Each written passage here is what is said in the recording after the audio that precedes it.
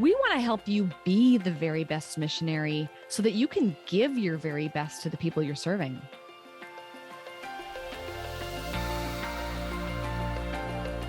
What makes this podcast unique is it's done by missionaries for missionaries. How can we take timeless principles and apply them to our lives as missionaries? That's really our heart behind this.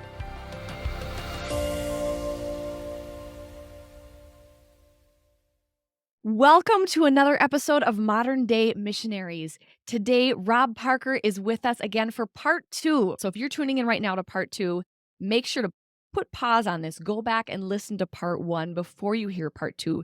Some outstanding things he shared on a biblical mindset regarding raising funds, partnership. It was so good.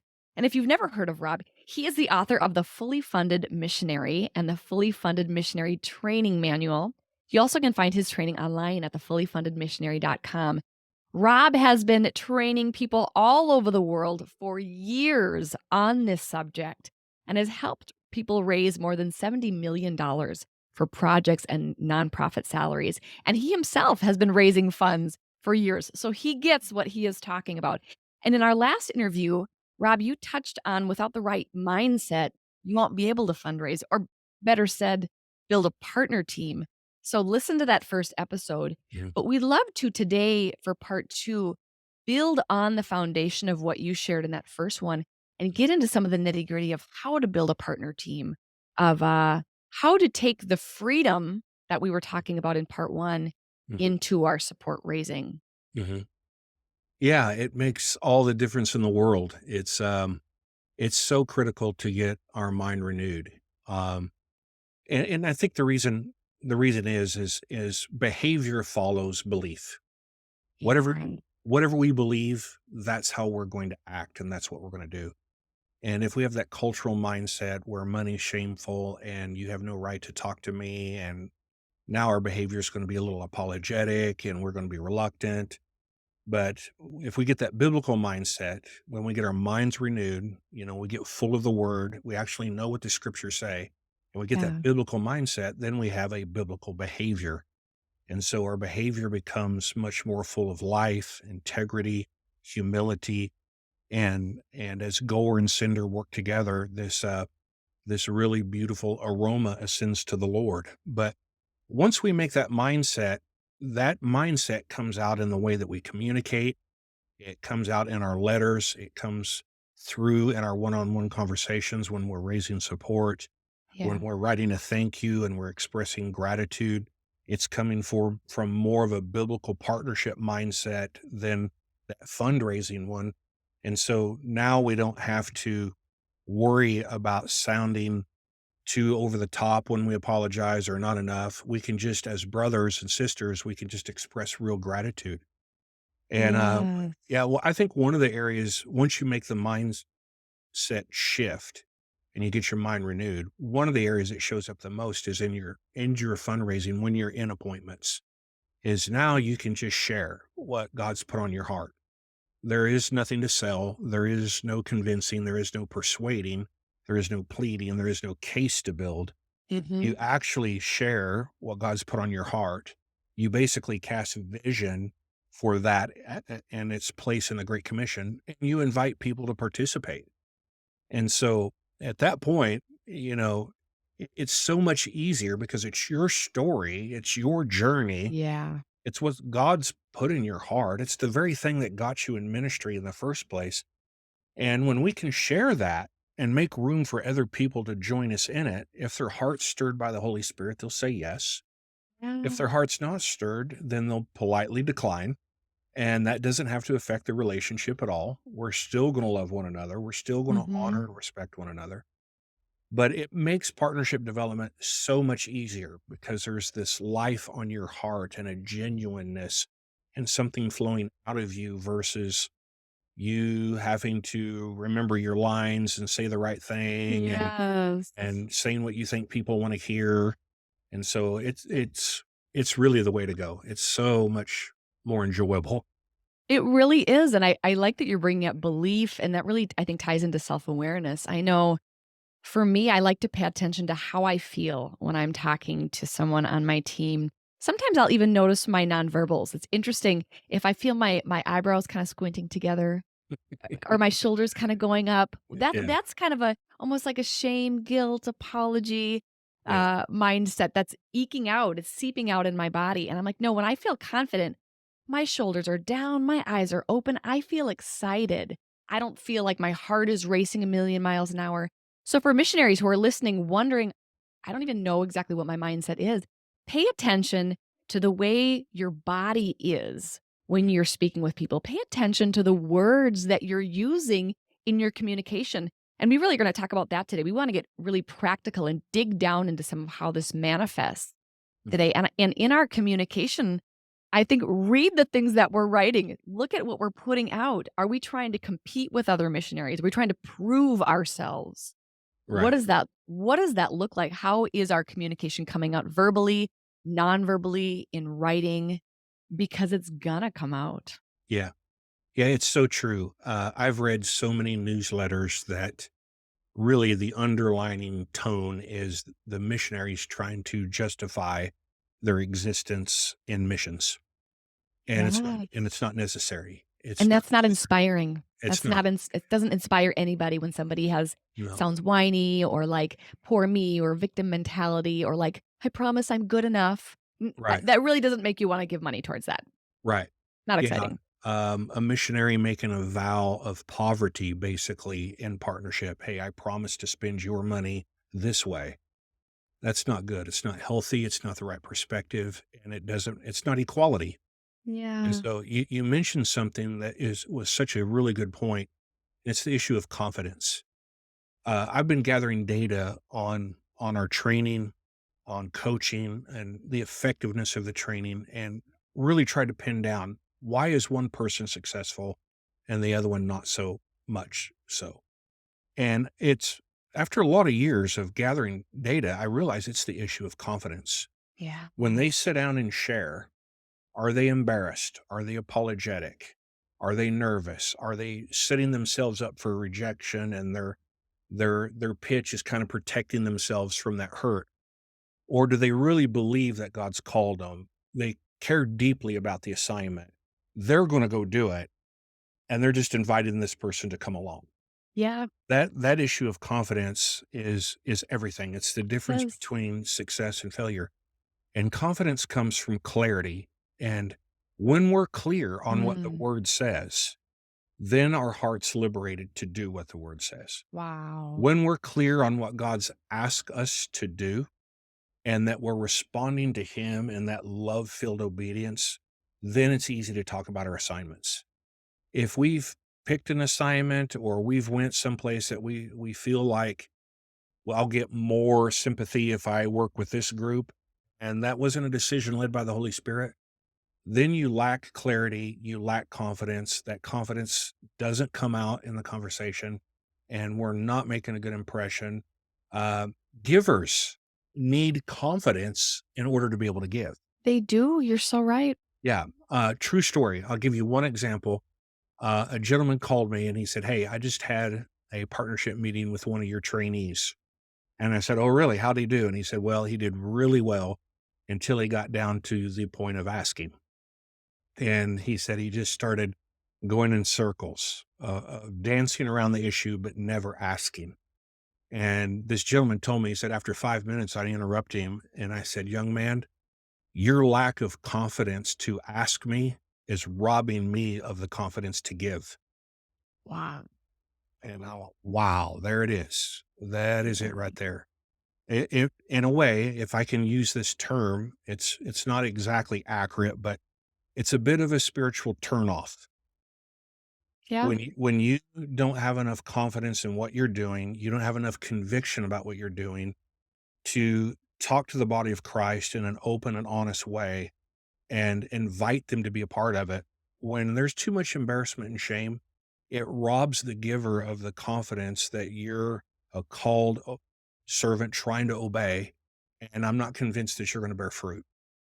And so you can't fake that confidence. You only get it No. one way, and that's by getting your mind renewed by the word, talking to the Lord about it, getting your heart delivered, getting your mind delivered from lies and knowing what the word really says. Yes, you're so right. People cannot believe in us or our calling until we first have it settled in our own heart. We got to believe in ourselves. We got to believe that God has placed us in the right place at the right time. And Yeah. even if this is not a good year and things are not working out, that we know He's placed us there and we're Yeah. moving forward. Yeah. You brought up something else, Rob, I think that's so important, and that is communication. We've touched on that a little bit. Mhm. What would you say to somebody who feels that they struggle to communicate? Like, I'm not good at writing letters or thank you notes or posting or Yeah. whatever. But it's fine. I mean, my supporters, they know me. Yeah. Yeah. Two things come to mind. Number one, if you find it difficult, you're not actually sharing your passion. You're talking about ministry. Say more about When that. when we talk about things that we love and care about, we don't find it difficult. That is so true. Okay. A grandma can talk about her grandkids all day long. Good point. Okay. Good point. When a couple's in love, it's not hard to talk about the other person to other people. Yeah. When we care deeply and we're passionate, it's easy to talk about the things we love and care about. Now, Mhm. I'm not suggesting that missionaries aren't passionate. What I'm saying is they're trying to write the wrong letter. They're trying to write the letter Yeah. convinces the person to keep giving or to justify their Mhm. existence or Yeah. to communicate how hard things are and how much we're going by faith and surely you'll believe that I'm worthy of your support. Instead, they should be writing about the passion of their heart, the fruit that's a result of it, the gratitude that they have being a servant, how they're trying to obey. Those things that they care deeply about, other people are going to care deeply about. When you're excited about them, other people's going to be excited about them. When Mhm. you're encouraged and motivated and inspired, they will be too. And so the letter becomes difficult because we're trying to write the wrong letter. It becomes hard too because we try to cover too much ground. It's a long laundry list of everything I accomplished this quarter. And I usually choose to limit my topics and talk about them with more depth and more heart and more passion and more energy. And that letter's easy to write. Same thing Yeah. when we sit in a one-on-one meeting. If you're passionate about what you do and you let that come out versus saying what you think the person needs you to say so they'll give, Mhm. which doesn't work and everybody knows that you're doing it. Yeah. And so communication comes much easier when we're communicating something that we're passionate about. The other thing is this, it's just a skill set that goes with the career that we've chosen. If we're going Yes. to be full-time gospel workers, then essentially we are communicators. We're sharing the love of Christ. Yeah. We're telling people about Jesus. And so we need to develop some good communication skills. It's part of the job. So it shouldn't be avoided. It should be embraced. It should be developed. But if you're communicating your passion, it'll be a lot easier. Yeah. Okay. Love what you're saying there. And I want to pick up on that because you talked about developing skills. And Mhm. I'm going to make a generalization that's not always true, but sometimes I've seen it where you see older generations that are phenomenal with in person conversations, but struggle with more maybe of the newsletter or the written or the social media piece. On the Mhm. flip side, you mentioned this in the last episode, younger generation, they can post and write all day, but sometimes they struggle in those face to face one on one meetings. And again, I'm making generalizations. Mhm. But for people who are listening who maybe excel at one and don't excel in the other, how can they develop those skills that you mentioned that are necessary? Yeah, yeah, that's such a great question. Well, recognizing the problem is a good place to start. In Mhm. other words, previous generations were better at one-on-one communication because that's what we had. Yep. We didn't have texting, we didn't have social media, we didn't have internet. And so we only had one form of communication, and it was either like the telephone or a live conversation. That's where we developed our communication skills.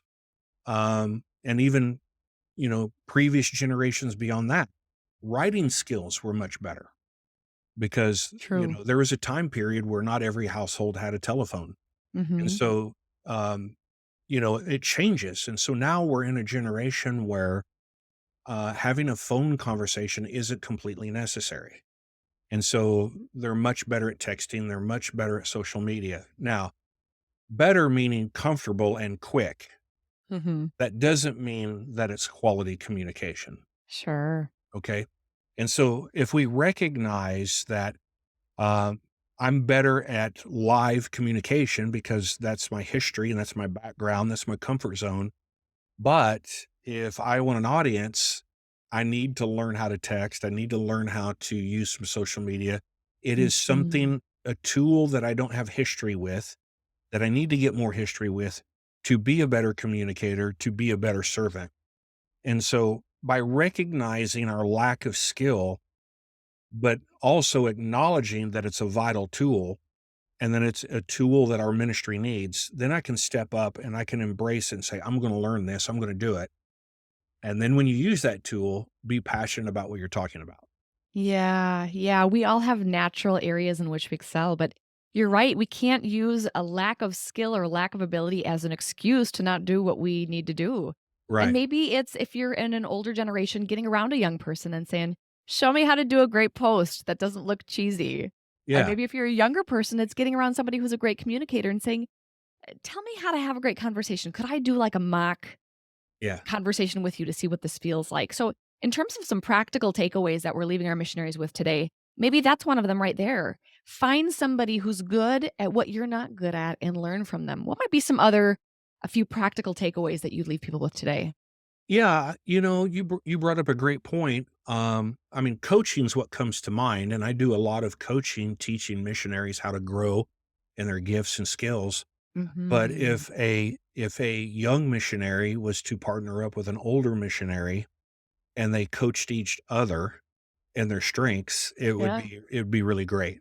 And so there's a lot to learn from both generations, Mhm. and it's all part of advancing the Great Commission. And so, I've never been nervous about texting or social media or online. I've just always seen it as this is where the world is going. This is where my audience is at.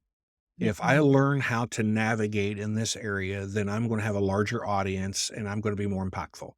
Yeah. So it can be fun, but and I do it. I have young people show me how to operate a camera. I have them show me how to uh, you know, do a video chat and all of that, and I don't mind. And so if you can pair up, that'd be great, Yeah. and then just go do it.